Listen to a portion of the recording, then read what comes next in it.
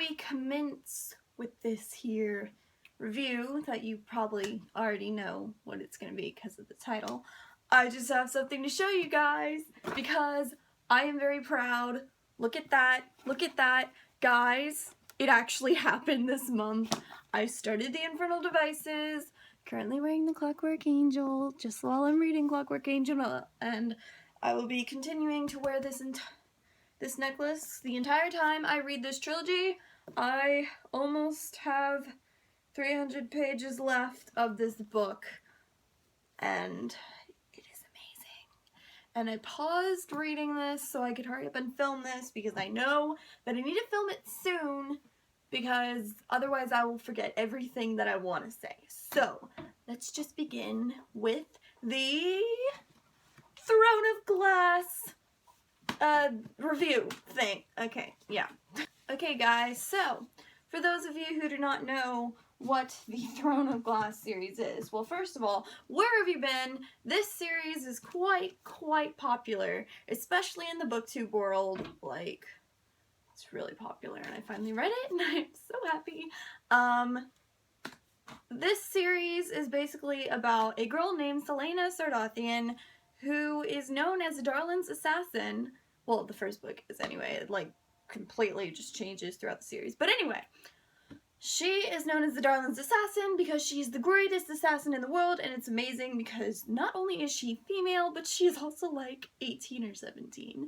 And I'm 17, and I can relate to her with that, but I can also relate with her, like, for other things. But I'm gonna explain that in a minute. So, Throne of Glass is when Selena Sardathian has gotten arrested for being the assassin, obviously. Someone betrayed her and now she's arrested. Well, that's how the book starts off. And then the Prince of Adarlan, Dorian,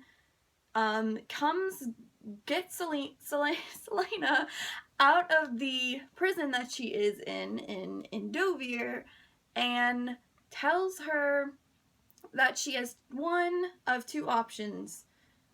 And the first option is to stay in Dovir and rot and die there as a prisoner. The second one is to come back with him to Adarlan to compete against other assassins in order to be the king's champion, who is his father. And basically, the king's champion means his personal assassin. So she would be working for the king after all the years she was against the king. But basically, that is what this here book is about. And it did not disappoint in the badassery. Not at all.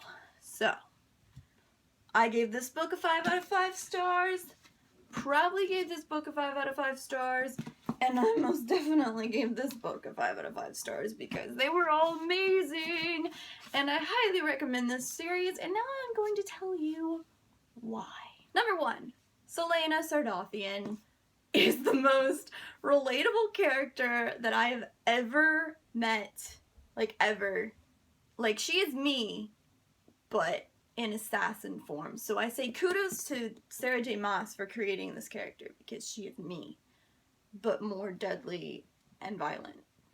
There is a swoon-worthy man known as Kale in this book series, and he is the, like, captain of the guard. So he and Dorian are best friends and stuff like that. They're basically brothers, in a sense. And he's basically in charge of Selena and all that kind of stuff. But anyway, he asks Selena one morning why she's so tired. And because she has to, like, it's her first day of training for the assassin competition or whatever. And she says, because I was up all night reading until like 4 a.m. So, the fact that she's reading a book until 4 a.m. knowing that she has an assassin training to commence the next morning describes me, because I would do the exact same thing if I was in that situation. And it's not a, like, book about, like, training or a book about weapons or anything. It's literally like a novel, which, that's great. I find that amazing. And of course, there's one other thing about Selena that I just completely relate to, and that is the fact that once she's paid as like for her first job or gig, I don't know, something like that. She like she spends all her money the day she gets it.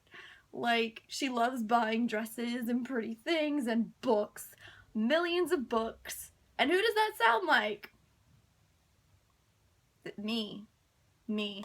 Like, once I get paid, I love just spending the money once it's like in my hands, cause yeah.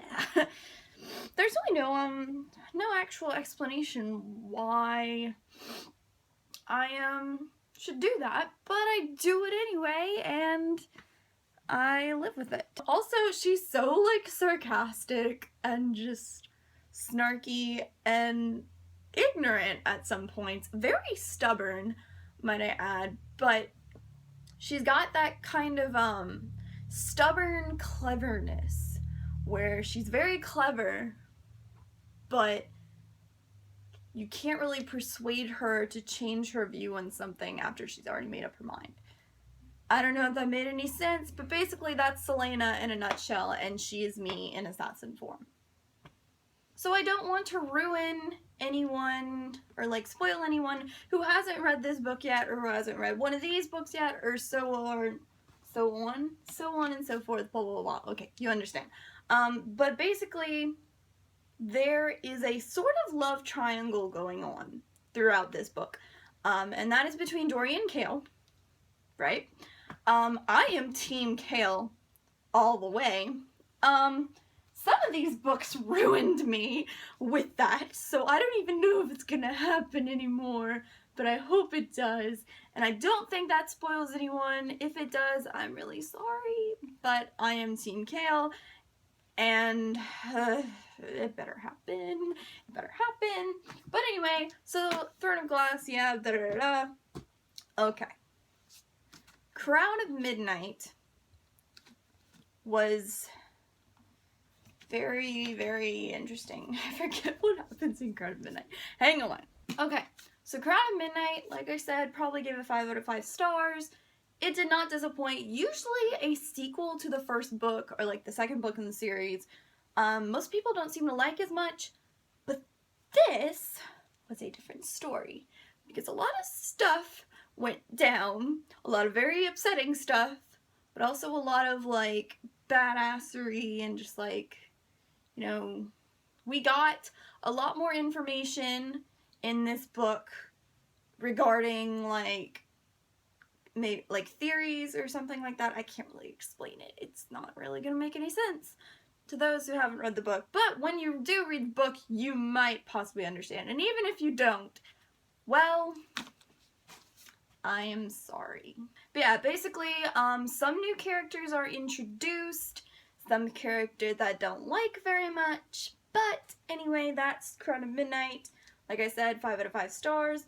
The dialogue in these books, like the tone with the dialogue, some of it is really serious, some of it's really funny. It's kind of like Harry Potter and Mortal Instruments in that sense. The plots are completely different though. This is like a completely different story. In fact, after this book, it completely takes a different turn than you ever expect. And that's what I love about Sarah J. Maas.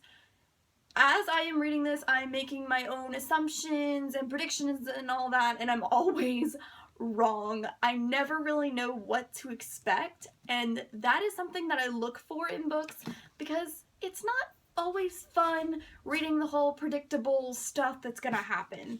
So, yeah. Not always fun doing that. But anyway, moving on to this lovely brick of a book. Airfire. The third one. My mind is blown by what has happened in this. I'm still trying to comprehend what has happened. In fact, I'm not even reading Queen of Shadows right now. 1, because I really needed to start the Infernal Devices.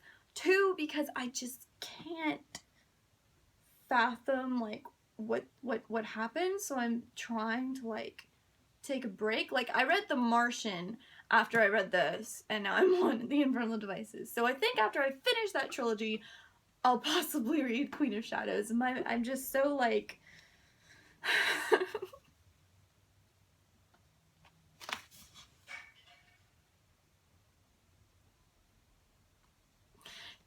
happen in this book, and I'm not very happy about it, and some of you may know why, and some of you may not, but I can't hold it in right now because I literally have to talk about this like really quickly. So here's what I'm gonna do. I'm gonna have my hand up like this while I'm spoiling what happens in this book. So if you haven't read this book, well, I'm not doing it yet, but if you haven't read this book, go away, please. I need to talk about this like really quickly. So thank you very much. Okay. Sorsha dies. What the heck? What the heck? Sorsha is was my all-time favorite character, and I was like, oh my gosh, I'm shipping them, her and Dorian, they're gonna be perfect together, and then Sarah J. Maas just ruins everything. And like, okay, I was kind of expecting Sorsha to die, but not in that way. And then the fact that she's kind of a traitor is like, what? What? Like, I'm okay if she's a traitor, but like,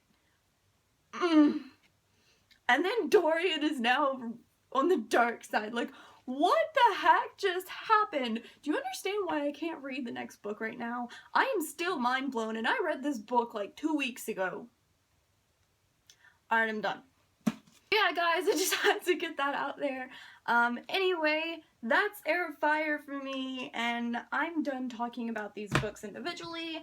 Basically, my overall view on these books is I am in love with the badassery, I am in love with the characters, even the villains. The villains are very well done, and like, yes, they are amazing. I hate them, but I love hating them, so that's something great. I love the dialogue, I love the writing. The writing is so easy to read. It is amazing. Like, even though it takes place in this really complex fantasy world, like, this is high fantasy, but even though it takes place in that, it's still very easy to read. Some things are very confusing, but they do get explained throughout the books, so it makes sense, like, later on. So you just have to, like, keep reading, and then you understand. And yeah, that's basically it. Team Kale, Team Selena? I don't really know if they have a name. Y'all want to tell me down in the comments below what name or like what team you are? Because they're like, dang, there aren't even 2 teams now. It's,